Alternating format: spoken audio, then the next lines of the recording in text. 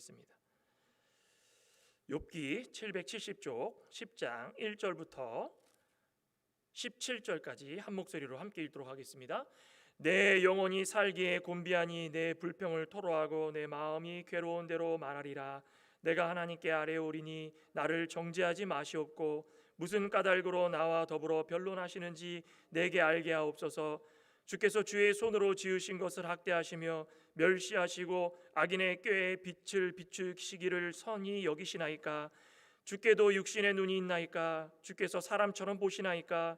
주의 날이 어찌 사람의 날과 같으며 주의 해가 어찌 인생의 해와 같기로 나의 허물을 찾으시며 나의 죄를 들추어내시나이까? 주께서는 내가 악하지 않은 줄을 아시나이다. 주의 손에서 나를 벗어나게 할 자도 없나이다. 주의 손으로 나를 빚으셨으며 만드셨는데 이제 나를 멸하시나이다.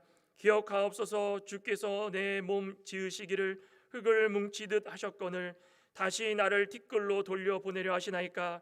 주께서 나를 젖과 같이 쏟으셨으며 엉긴 젖처럼 엉기게 하지 아니하셨나이까? 피부와 살을 내게 입히시며 뼈와 힘줄로 나를 엮으시고 생명과 은혜를 내게 주시고 나를 보살핌으로 내 영을 지키셨나이다. 그러한데 주께서 이것들을 마음에 품으셨나이다. 이 뜻이 주께 있는 줄을 내가 아나이다. 내가 범죄하면 주께서 나를 죄인으로 인정하시고 내 죄악을 사하지 아니하시나이다. 내가 악하면 화가 있을 것이오며 내가 의로울지라도 머리를 들지 못하는 것은 내 속에 부끄러움이 가득하고 내 환난을 내 눈이 보기 때문이다. 내가 머리를 높이 들면 주께서 젊은 사자처럼 나를 사냥하시며 내게 주의 놀라움을 다시 나타내시나이다. 주께서 자주 증거하는 자를 바꾸어 나를 치시며 나를 향하여 진노를 더하시나니 군대가 번갈아서 치는 것 같으니이다. 아멘. 읽다가 보면은 자꾸 생각하면서 읽게 되지 않습니까? 제가 욥기를 종종 생각날 때마다 한 번씩 하는데 원래는 쭉 좀 이어서 해야 되는데 하다 보면 저도 막 빨려 들어가는 것 같습니다. 빨려 들어가다 보면은 어떻게 됩니까? 야, 이게 하나님께서 나에게 주시는 말씀이 어떠한지, 자, 이거에서 어떻게 하나님께서 나에게 적용을 시키는지 그게 참 궁금할 때가 참 많아요. 그래서 욥기가 참 어려운 것 같습니다. 욥기를 우리에게 적용을 해도 자, 어떻게 이해를 할까? 수만 가지 적용점이 다 적용이 되는 게 욥기인 것 같습니다. 오늘은 주의 손으로라는 이 제목인데, 자, 욥은 고난이 오기 전에 하나님이 인정하실 만큼 온전하고 정직했던 사람입니다. 다 아시죠? 욥만큼 이 악에서 떠난 자가 없었습니다. 욥은 자신은 물론 이 자녀들까지도, 그죠? 자녀들까지도 있는 장소에서 하는 일마다 어떤 죄를 저질렀을까봐 그게 심히도 염려가 되어서 또 마음 속에 있는 악까지도 심히 염려가 되어서 깊이 회개하고 아이들 숫자대로 다 제단을 만들어 제를 드리고 하나님께 제물을 드리고 죄에서 떠난 생활을 하려고 계속 노력했던 사람이 욥입니다. 사실 현대 사회를 살아가면서까지도 욥만큼 고난 많이 당한 사람 없고 욥만큼 하나님을 발견한 사람이 누가 있을까요? 다윗도 뭐 있겠지만 욥만큼 이렇게 느닷없이 고난을 당해가지고 힘든 과정을 겪은 사람, 단기간에, 그것도 단기간에 겪었던 사람이 있었을까? 없었던 것 같습니다. 소위 믿음이 좋다, 욥이 그런 사람이었습니다. 믿음이 참 좋다, 누구에게나 인정받는 신실한 사람이에요. 그런 사람이었습니다. 이것을 통해 가지고 대부분의 사람들이 야, 그래서 욥이 이렇게 복을 많이 받았구나. 욥기 1장 보면은 그 수많은 재물들, 자신의 재산들, 자녀까지도, 그래서 자녀들이 이렇게 많고 복 받았구나. 어떻게 저렇게 믿음이 좋으니 믿음이 있는 자녀들도 저렇게 잘 자라서 잘 장성했구나. 늘 하는 얘기가 다 그런 겁니다. 그러니 그렇겠구나. 그러니 그런 행위를 통해 가지고 의를 드러내고 하나님의 인정을 받아 가지고 늘 복받는 삶을 살았겠구나. 누구나 다 이 욥을 보면은 그런 결론에 이르렀다는 것입니다. 근데 잘 생각해 보면 한낱 그 사람의 생각뿐입니다. 그죠? 오늘 오전에도 드린 말씀이 있죠? 잘 한번 되짚어 보시기 바랍니다. 이 믿음이 참 좋다. 그러니 그래서 복 받는구나. 늘 자신들이 스스로 만족하고 하나님께 자신이 인정받은 것처럼 살아가면서 사람들이 그 모습을 보니까 복과 은혜가 결과인 줄 알고 그렇게 살아가면서 고백하면서 서로 이야기를 하고 있다는 것입니다. 현대를 사는 우리도 마찬가지 아니겠습니까? 가끔이 아니죠. 매일 순간마다 우리의 손으로 무언가를 해냈을 때 뿌듯하고, 그렇지, 내가 믿음이 이렇게 있으니까 이런 것도 행하는 거야. 스스로 만족하고, 내가 이만큼 했으니까 하나님께서 나를 인정해 주실 거야. 그러니 은혜와 결과를 바라보고, 혹여나 은혜와 결과가 안 나오면 실망하고 낙심하고, 내가 기도했는데 왜 안 들어주실까? 자신의 손 위에 얹어놓고서 자신의 손으로 쥐었다 폈다 하는 것이 우리의 삶이었다는 것입니다. 그 과정에서 예상치 못한 어려움을 만나면 다 누구 핑계 대는 것입니까? 하나님 핑계 대는 겁니다. 내 믿음 돌아보지 않고 하나님을 이해하는 것처럼 하면서도 결국은 마음속에 왜? 하나님 왜? 나한테 왜 그러시죠? 이 물음표가 항상 남는 겁니다. 그 물음표로 인해 가지고 탄식하면서 하나님과 멀어진 삶을 살고, 기도가 단절이 되고 교통이 단절이 되고. 그렇지만 분명한 것은 우리의 손이 아무리 깨끗해도 우리는 무슨 손입니까? 죄 아래 있는 연약한 자들의 손입니다. 우리의 손으로 한다고 해도 우리의 손으로 할 수 있는 깨끗함은 없습니다.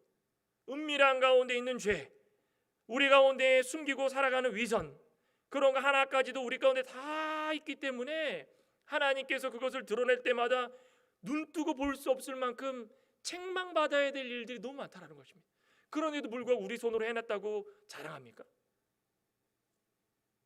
그렇기 때문에 우리의 손이 아닌 주의 손으로 지어진 사람은 주의 손 안에서 하나님의 영광을 위해서 언제나 살아갈 때에 그것이 옳은 믿음이고 하나님께서 기뻐하시는 믿음이라는 것입니다. 하나님 손 안에 사는 모든 것들. 오늘 욥이 그걸 깨닫습니다. 오늘 말씀을 통하여서 볼 수 있는 것 첫째는 바로 그겁니다. 성도는 주의 손으로 수고로이 지어진 작품이다, 이겁니다. 저와 여러분들은 하나님의 손으로 지어진 작품인 줄 믿습니다. 하나님이 만들어주신 가장 걸작품 중에 걸작품입니다. 저는 못생겼는데요, 그거 따질 일이 아닙니다.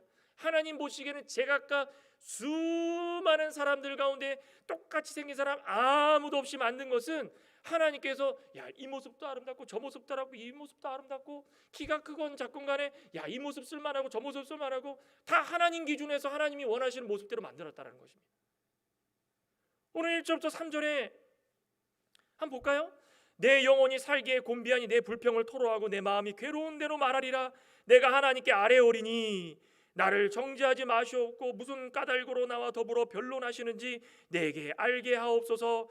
주께서 주의 손으로 지으신 것을 학대하시며 멸시하시고 악인의 꾀에 빛을 비추시기를 선히 여기시나이까. 욥이 어려움을 당했다는 소식을 듣고 가장 친했던 세 친구가 왔었죠. 그 가운데서도 이 빌닷, 지금 앞에서 빌닷이 한마디 했습니다. 빌닷은 어떤 사람이라고 했습니까? 기억하십니까? 전통주의자, 전통적인 원칙주의자. 그러니까 뭡니까? 완전히 윤리선생 같고 도덕선생 같은 사람. 그냥 글로 배워, 모든 걸 글로 배워. 글에 써있는 대로 모든 것이 이루어지기 때문에 선주들이 지금까지 지혜로 우리에게 알려준 전통, 그 글을 바탕으로 해서 내가 욥 너를 보니 너는 분명히 불의를 행한 결과로 이러한 고통을 당한다라는 것입니다. 마치 이 거미줄로 지은 집을 의지하는 사람처럼, 그죠? 거미줄로 지은 집이 어떻습니까? 촘촘하게 지어진 것 같아도 어느 순간 끊어질 수도 있는 거고, 그죠? 자기는 잘한다 싶어도 어느 순간 거미에 잡혀 먹을 수 있는 거고, 그죠? 거미줄로 지어놓은 집 안에서 내가 모든 것을 잘한다, 의를 행한다 하는 정도로 그렇게 살아가고 있다라고 빌다시 욥을 정죄했습니다. 들어보면은 틀린 말만큼도 없습니다. 쉽게 얘기해서 이겁니다. 너 우리 율법 가운데에 간음하지 말라 그랬는데 마음으로도 간음했지. 그럼 너 그래서 벌 받는 거야. 그거 틀린 겁니까? 틀린 게 아무것도 없다는 거. 이런 식으로 이 문서에 있는 거를 곧이곧대로 다 적용하면 정죄받지 않아야 될 사람이 아무도 없다는 것입니다. 근데 욥이 그렇게 고통받고 있는데 거기서 그러고 말하고 싶겠습니까? 와서 위로를 해줄 못해줄 망정 위로하는 척하다가 비수를 찌르는 말들을 계속 자기가 글로 배웠다고. 나는 전통주의적인 원리주의자고 원칙주의자인데 내가 생각할 때는 너는 죄를 지은 거야. 그러니까 너는 벌 받는 거야. 한마디로 인과응보. 죄를 지었으니 벌 받는다. 친구라는 그 귀한 이름을 그 포장을 해가지고 그냥 할 말 못할 말 다 하면서 비수를 찌르고 있으니 욥이 마음이 얼마나 무너지겠습니까?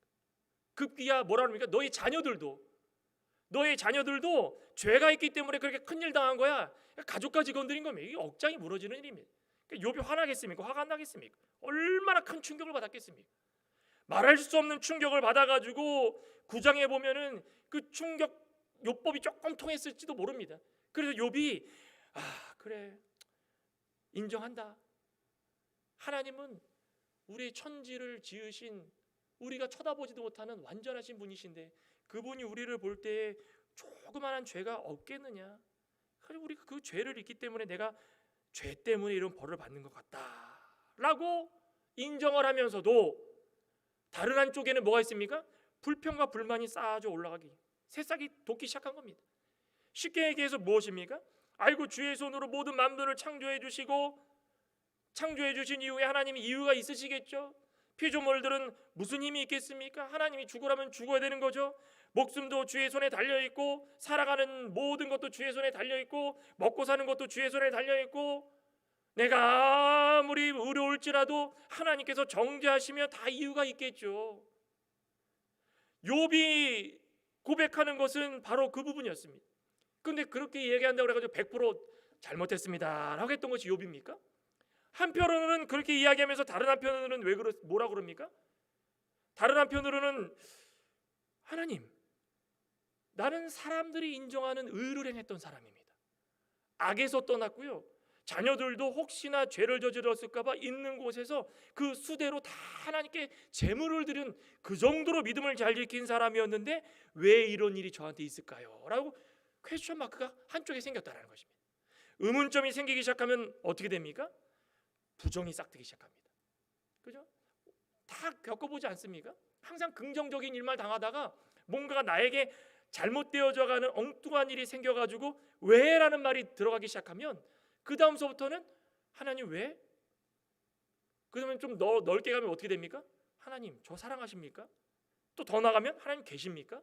계시면 저한테 어떻게 이럴 수 있습니까? 욥이라는 사람의 마음속에 이 두 가지 마음이 충돌하기 시작했다는 것입니다. 잘못하다가 하나님의 존재를 부정해버리면 안 되지 않습니까? 우리 앞에 9장 20절에 그러죠. 9장 20절에 가령 내가 의로울지라도 내 입이 나를 정죄하리니 가령 내가 온전할지라도 나를 정죄하시리이다. 나는 온전하다마는 내가 나를 돌아보지 아니하고 내 생명을 천히 여기는구나. 바탕에 뭐가 깔려있는 겁니까? 나는 온전하다 의롭다라는 것입니다. 우리 신앙생활 할 때마다 이 내가 의롭고 내가 잘났고 내가 온전하다라는 말을 우리 스스로 할 수 있겠습니까? 그것부터가 죄입니다. 그것부터. 내가 아무리 의롭고 내가 온전하다 할지라도 우리 스스로 나는 온전하고 나는 의롭습니다라고 주장하거나 그것을 자랑할 사람이 누가 있겠습니까? 우리는 다 죄 안에 있는 사람들이고 하나님께서 우리를 놔버리시면 살아갈 수 없는 자들인데 하나님이 그걸 아시는 분이신데 우리의 입술을 부정하고 있다는 것입니다. 우리 입술을 더럽히고 있다는 거죠. 우리의 생각을 더럽히고 우리 입술을 더럽히고 우리 마음을 더럽혀가지고 하나님 앞에서 할 수 없는 이야기를 우리는 스스로 하고 있다는 것입니다. 사실 그것부터 회개를 해야 되는 것입니다. 그죠? 하나님, 저는 이렇게 잘하고 있었는데 하나님께서 저에게 아픔을 주시고 상처를 주시고 자녀의 어려움을 주시고 가정에 재물을 파괴해 주셔서 재물을 다 잃게 해주시고 점점 이게 제가 생각했던 그리스도의 삶이 아닌데요. 그러면 누구를 돌아봐야 되는 것입니까? 자신을 돌아봐야 된다는 것입니다. 그러니까 사실 빌닷 말 맞습니다. 근데 만약에 빌닷에게 너는 어떠냐라고 들이밀면은 빌닷은 어떻겠습니까? 빌닷 스스로도 그것에 대해서 자유롭지 못하다라는 것입니다. 그런데 와가지고 그냥 정죄를 합니다. 정죄. 너가 잘못된 거야. 너가 잘못된 거야. 그러니 욥은 두 마음이 싸우기 시작한 두 마음이. 그러면서 10장에서 진심이 드러난 거, 진심이. 싸우기 시작하니까 진심이 드러나가지고 하나님의 징계가 너무 심합니다. 주님께서 지으신 이 하나님의 손으로 아름답게 지으신 피조물, 저 욥을 하나님께서 왜 학대를 하십니까? 왜 멸시하십니까? 왜 하나님이 저를 이렇게 내버려 두십니까? 저는 이렇게 괴롭고 힘들게 살아가는데 하나님 저를 아시기나 하십니까? 저를 보시기나 하십니까? 고난받는 거 저를 보고 계십니까? 계속 속에 있던 마음이 다 나오기 시작합니다. 우리 개울가 같은 데 좀 논바닥 같은 데 가면은 옆에 농수로 이렇게 있지 않습니까? 겉으로 보면은 맑은 물이 위에 흘러는 것 같습니다. 고기도 조그마한 고기도 살고. 그런데 가가지고 밟고 그냥 휙 하면은 그 안에 있던 검은 것들 그냥 쭉 올라오죠. 흙탕물이 올라오고 다 올라옵니다. 그러면은 이게 맑았던 물인지 아닌지 모릅니다. 욥은 그 전까지는 이런 일이 없었기 때문에 평안하고 겉으로 볼 땐 정말 믿음 좋고 살아남. 그런데 갑자기 이런 일들이 당해가지고 밑바닥부터 쫙 긁어내니까는 안에 있던 게 쭉 올라오면서 어떻게 합니까? 왜 하나님 저에게 이렇게 학대하십니까? 왜 하나님 저에게 멸시하십니까? 사실은 왜 이렇게 만드셨습니까? 이것을 통해 가지고 정금같이 나올 수 있도록. 욥기 23장 10절 나오지 않습니까? 욥기 23장 10절에 욥이 내가 늘 이렇게 고난받는 것이 아니라 이런 가운데서 마지막에 정금같이 나올, 이 고백이 우리의 고백이고 하나님께서 진정으로 원하시는 고백이라는 것입니다. 아무리 힘들고 어렵더라도 그 고난이 쓸모없는 고난이 아니라는 것입니다. 근심도 그렇고 걱정도 그렇고 마찬가지죠. 사도 바울이 우리 수요예배 때 고린도를 하고 있지만은 많이들 이 고린도에 대해서 이해를 하시는지 모르겠어요. 저는 고린도 읽을 때마다 너무 어렵습니다. 왜 어려운지 아십니까? 너무 나의 삶 같기 때문에, 너무 내 생각과 일치가 되고 내가 살아가는 이 시대와 일치가 되는 것 같기 때문에 읽다 보면 양심이 찔리고 이해할 때 너무 힘듭니다. 그런데 사도 바울이 고린도에 편지를 보내면서 사실 고린도 교회와 많은 일들이 있었지만은 자신이 보낸 편지 때문에 오히려 그들에게 힘든 일이 생기고 어려운 담이 생겨가지고 내버려뒀으면 그러지 않았을 텐데 자신의 편지 때문에 근심이 생기고 고통이 생기고 불만이 생기고 기쁨이 사라졌다. 그런데 사도 바울이 뭐라고 얘기하냐면 고린도후서 7장에 보시면 고린도후서 7장에 9절에 8절부터 한번 보겠습니다. 8절부터. 그러므로 고린도후서 7장 8절입니다. 그러므로 내가 편지로 너희를 근심하게 한 것을 후회하였으나 지금은 후회하지 아니함은 그 편지가 너희로 잠시만 근심하게 한 줄을 알미라. 아니 내버려두면 잘할 수 있을까? 아닙니다.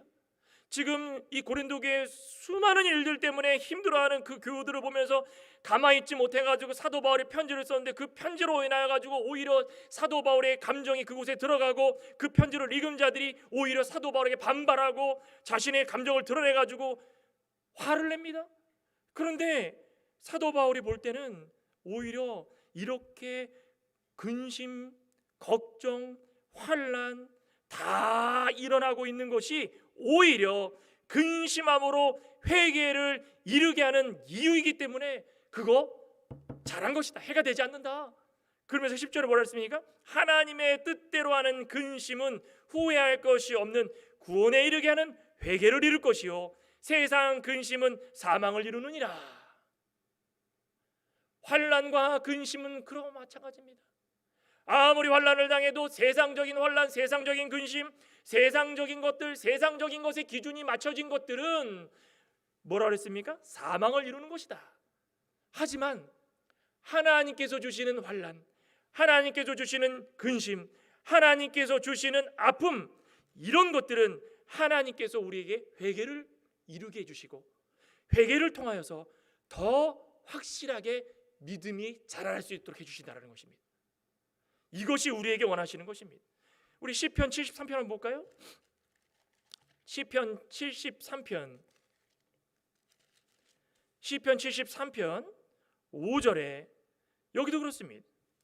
73편 아삽의 시인데 5절에 보면 사람들이 당하는 고난이 그들에게는 없고 사람들이 당하는 재앙도 그들에게는 없나니 그러므로 교만이 그들의 목걸이요 강포가 그들의 옷이며, 그죠? 그 위에 한번 볼까요? 위에도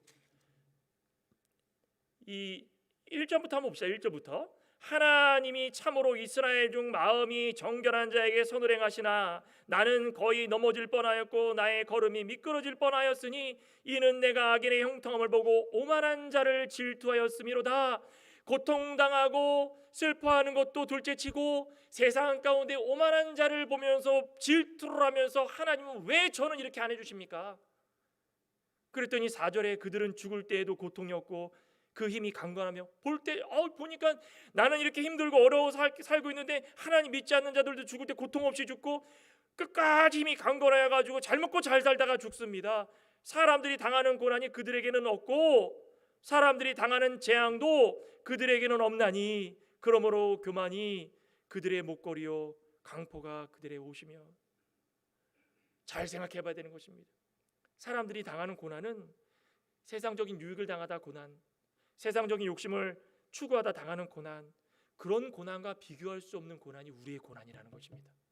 우리의 고난은 교만이 목걸이에 그들의 목걸이고 강포가 그들의 옷인 것처럼 행동하는 것이 아니라 우리가 당하는 고난을 당할 때마다 주의 지으신 하나님의 목적대로 살아갈 때마다 하나님의 뜻이 이루어질 수 있도록 우리를 이용해 주시는 거기 때문에 우리의 당하는 고난은 하나님이 기뻐하시는 귀한 삶을 살아가도록 허락하시는 고난이라는 것입니다. 믿으십니까?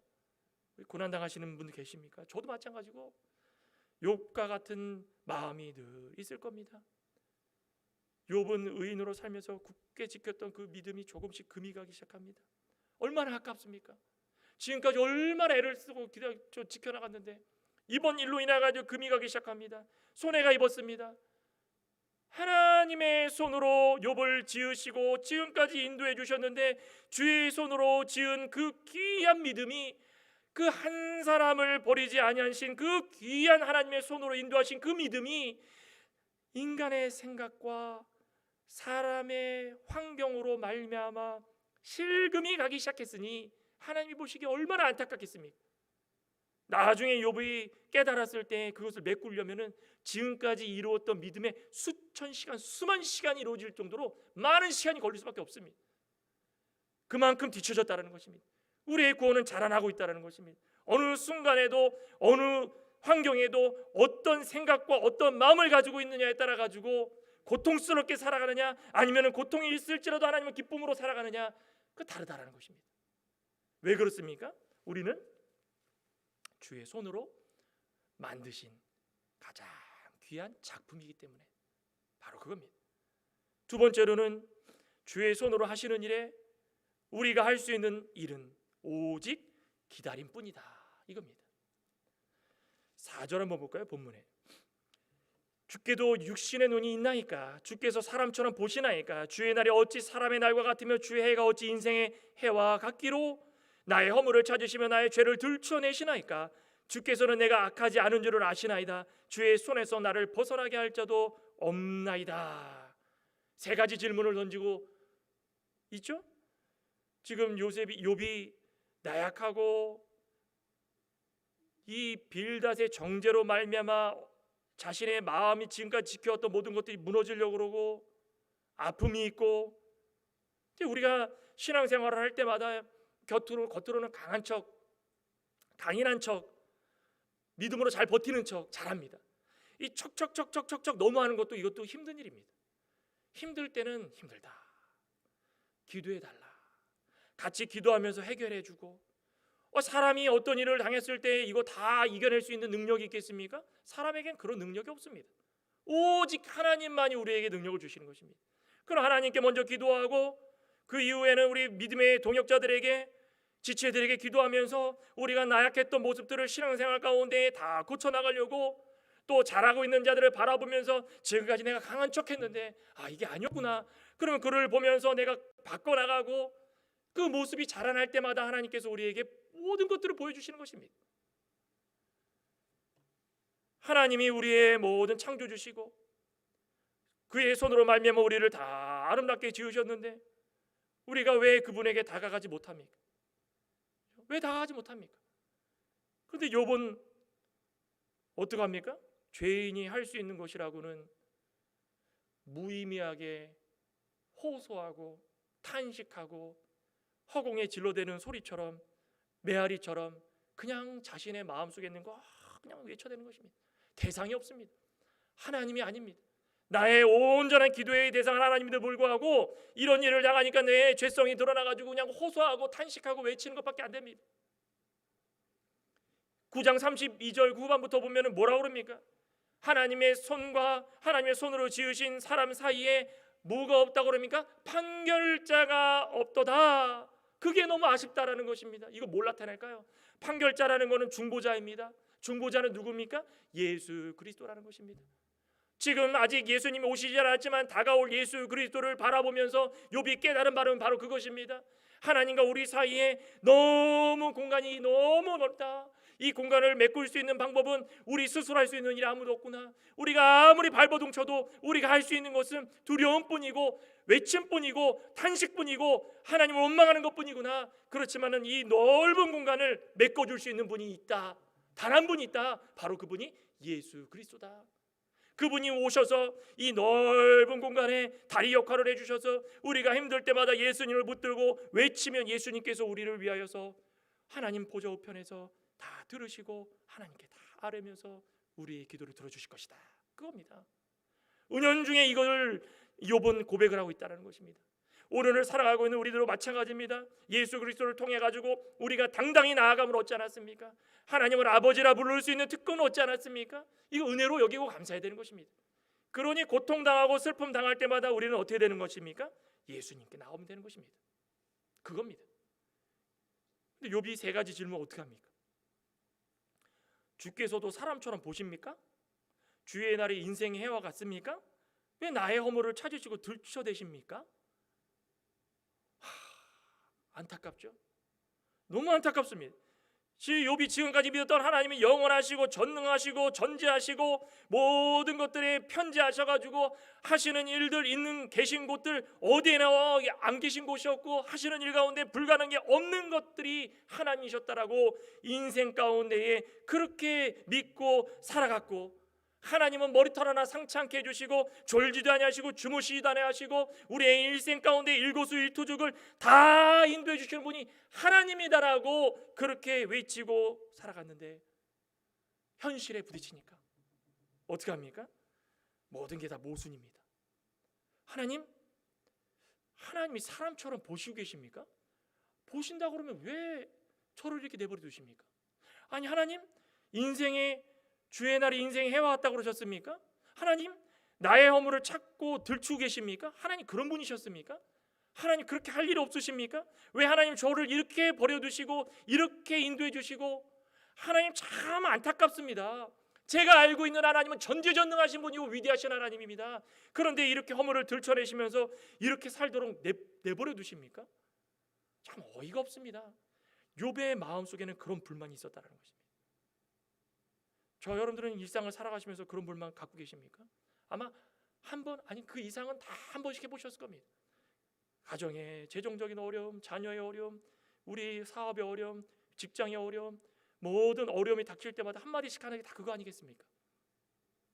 그런데 이 신학자였던 조지 밀러가 이렇게 이야기합니다.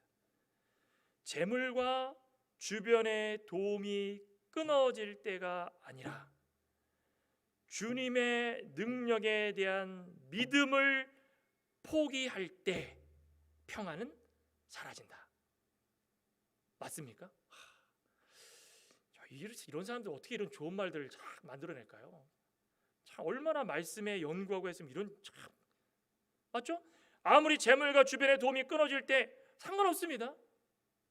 내 스스로 일어나면 된다 생각합니다. 모든 것들이 마찬가지입니다. 그렇지만 하나님의 능력에 대한 전지전능하시고 편재하시고 모든 것 위에 뛰어나신 그 하나님에 대한 믿음이 내 마음속에 포기해버릴 때, 하나님 사람처럼 보시고 계십니까? 하나님 정말 저 같은 사람 허물을 드러내가지고 도대체 뭐 하시려고 합니까? 이런 생각이 들어가지고 모든 것을 포기할 때에 평안은 사라진다는 것입니다. 그럼 거꾸로 생각해서 나는 왜 이렇게 평안하지 못할까? 그럼 그 원인이 그렇다는 것입니다. 안타깝죠? 그러니 오늘 본문 7절에도 주께서는 내가 악하지 않은 줄 아시나이다. 주의 손에서 나를 벗어나게 할 자도 없나이다. 욥이 주의 손에 자신이 있다라는 것을 전자에 깔아놓고 자신이 죄가 없다는 것, 동시에 자신은 의롭다는 것, 동시에 하나님 손에서 벗어날 수 없다는 것, 이거 고백하고 있습니다. 아직까지 희망이 있다는 것입니다. 주의 손, 무슨 손입니까? 능력의 손입니다. 주의 손 안에 있으면 못할 것이 아무것도 없습니다. 주의 손, 통치하시는 손입니다. 주의 손, 우리 인생을 이끌어 가시는 손입니다. 주의 손, 우리의 생사화복을 주장하시는 손입니다. 주의 손, 우리가 하나님을 믿을 때마다 이 손에 이끌림을 받아가지고 복받는 인생을 살 수 있다는 것입니다. 욥은 마음속에 그 마음이 내재되어 있습니다. 그러니 욥이 구원받은 사람이라고 저는 믿습니다. 너무 아름답지 않습니까? 아름다운 고민입니다. 아름다운 고민. 이게 없다면은 실질적으로 죄성이 있는 사람들의 삶이겠습니까?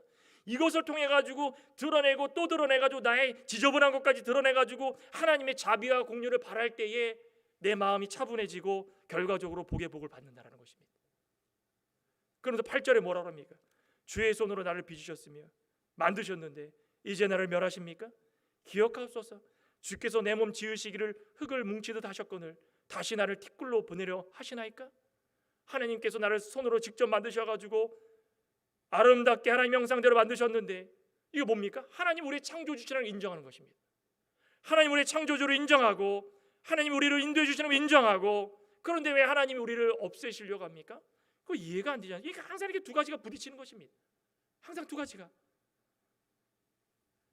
친구들과 대화하는 가중에 자신을 인과 응보의 결과물이라고 말하고 있는 그 친구들 앞에서 자신은 무죄하다, 얼마나 말을 많이 했겠습니까? 나는 죄 없다. 뒤돌아 생각해 보니까 이렇게 말하는 것 자체도 너무 억울한 겁니다. 그러니 하나님께 이렇게 얘기하는, 하나님 저 만드셨지 않습니까? 그런데 왜 저를 이렇게 만들어 주십니까? 하나님 손에 다 맡기겠습니다. 그러면은 말하지 말아야죠. 그렇죠? 하나님 손에 맡기겠습니다 하면 거기까지 끝내야죠. 하나님 손에 맡기겠습니다 하면 하나님 손이 어떤 손이라고 했습니까? 능력의 손이고 자비와 긍휼의 손이고 천지를 지으신 하나님의 손이고 우리를 인도해 주신 하나님의 손이기 때문에 거기까지 다 끝내야 되는 겁니다. 우리 스스로 완전할 수 없습니다.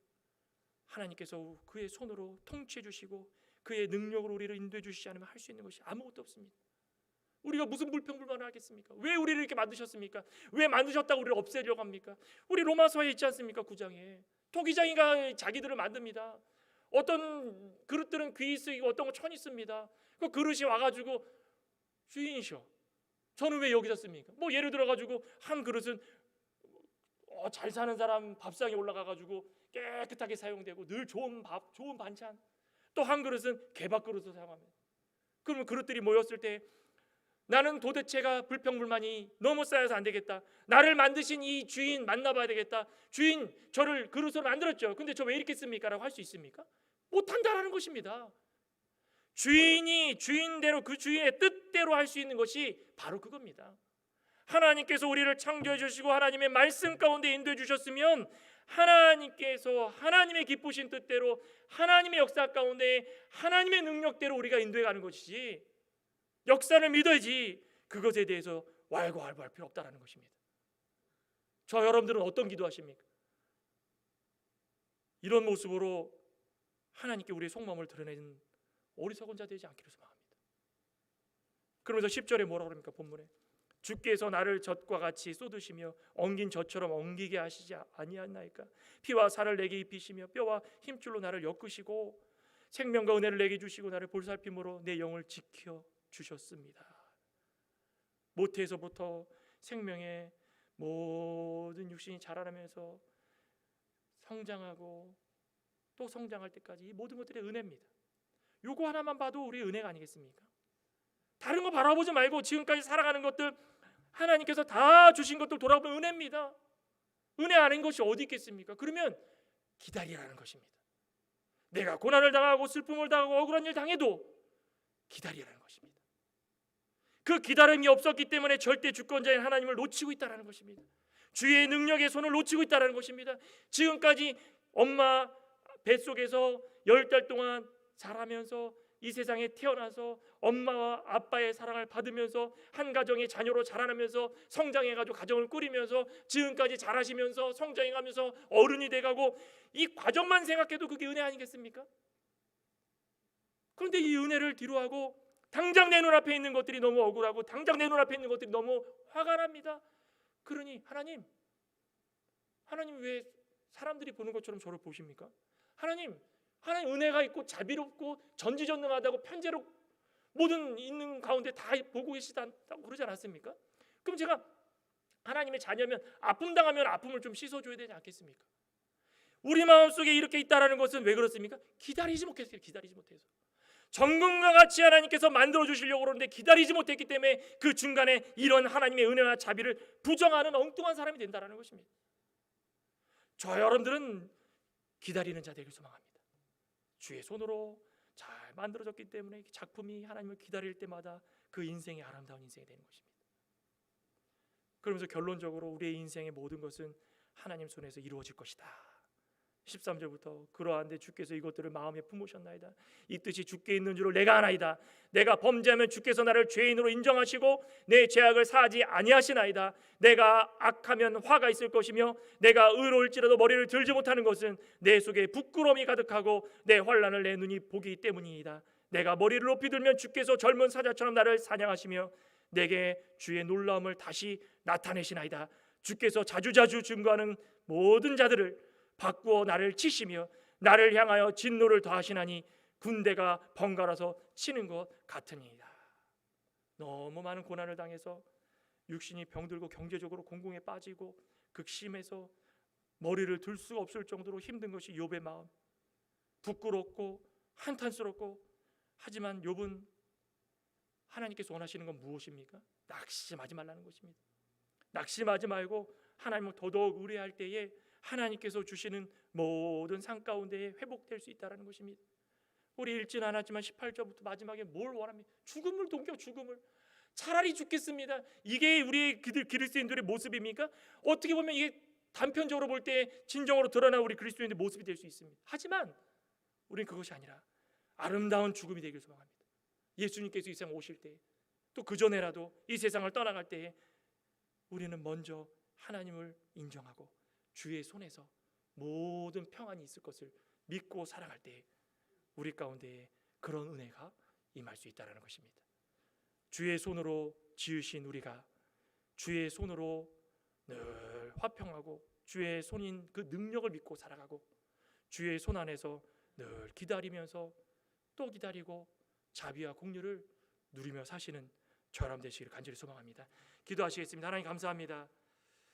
주의 손으로 지으신 주의 걸작품들, 이 피조물들 가만 내버려 두시겠습니까? 우리가 힘들고 어렵고 고난이 당할 때에 왜 그런 고난과 근심을 주시겠습니까? 회개하여서 더 좋은 그릇이 되고 더 좋은 믿음의 사람이 되고 더 좋은 하나님의 자녀가 되라고 하는 것이 아니겠습니까? 아버지 하나님, 욥의 고백을 보면서 잠시나마 우리도 두 마음을 품었다면 주의 능력의 손을 다시 한번 의지하고 하나님께서 주시는 은혜와 복을 늘 누리며 살아갈 수 있는 귀하고 복된 성도 되게 해 주시옵소서. 예수님의 이름으로 기도드리옵나이다.